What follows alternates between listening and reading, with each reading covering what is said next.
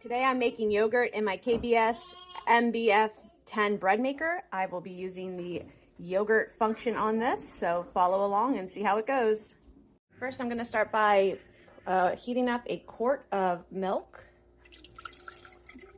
to 180 degrees and holding it there for about 5 minutes. The reason we're heating up our milk is to denature the casein and whey protein so that they can stick together and we get a thicker yogurt. After 5 minutes, we're going to turn it off heat, and we need to bring it down now to 110 so we can add our yogurt starter and not kill our probiotics in the yogurt, or bacteria. To inoculate my yogurt, I'm using this Chobani Greek yogurt non-fat plain. I'll use 2 tablespoons for 1 quart of milk.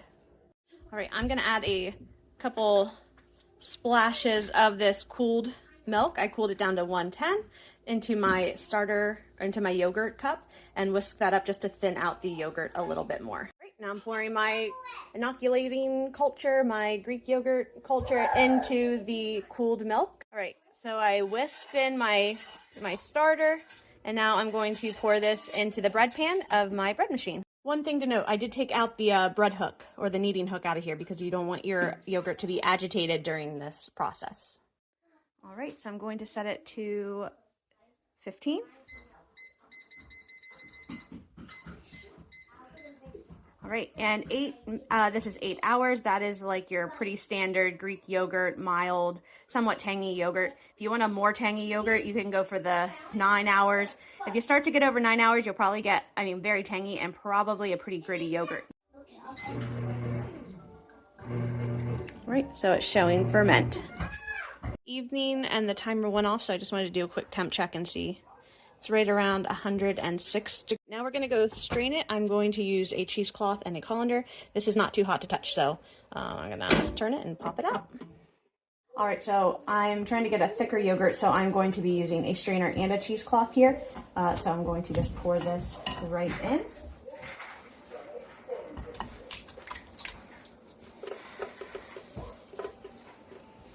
All right. Just going to squeeze this a little bit so you can see. So it's straining already. So what I'm going to do next is just put this in the fridge for a couple of hours and let it finish straining. And what I will have in the cheesecloth is some hopefully nice, thick Greek-styled yogurt. All right, so this has been in the fridge for about 3 to 4 hours at this point. This is what the yogurt looks like. It looks very thick, very cheese-like, actually. This turned out great if you are into thick yogurt. So. Okay.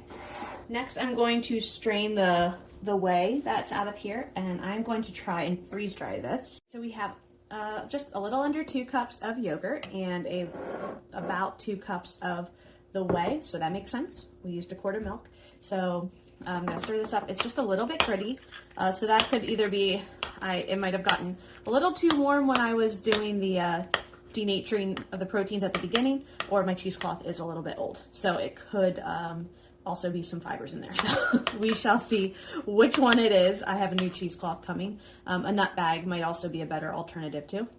And with this, we might try freeze drying it or just adding it to smoothies so nothing goes to waste.